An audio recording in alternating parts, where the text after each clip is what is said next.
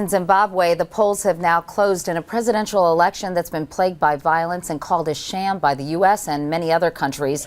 The results should be announced tomorrow, but we know who the winner will be. The man with an iron grip on a country in crisis. From Washington, here's Chief Foreign Affairs Correspondent Lara Logan. Zimbabwe's President Robert Mugabe cast his vote today in a presidential runoff that has only one candidate, himself. His popular opponent, Morgan Tsvangirai, was forced to pull out of the race as his supporters were tortured and murdered by Mugabe's thugs. What is happening today is not an election. It is an exercise in mass intimidation, with the people all over the country being forced to vote.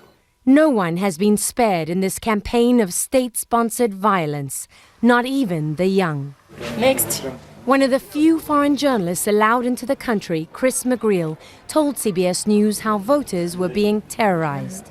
On the streets of the townships, there are armed militias moving around, burning people out their homes if they think they're opposition supporters, beating people up and snatching women and raping them. And I think that people are absolutely terrified in many places. This cell phone video shows how corrupt the voting has been. It's supposed to be a secret ballot, but police were forced to vote in front of their bosses. This kind of sham could not possibly produce a legitimate outcome, and that is the view of the United States.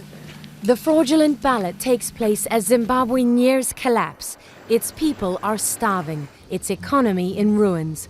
And after 28 years as president, Mugabe relies on death squads to keep him in power. So many opposition supporters have been killed and imprisoned in the last few weeks that their leader Tsvangirai urged his own followers to vote for Mugabe, saying, "God knows what is in your hearts.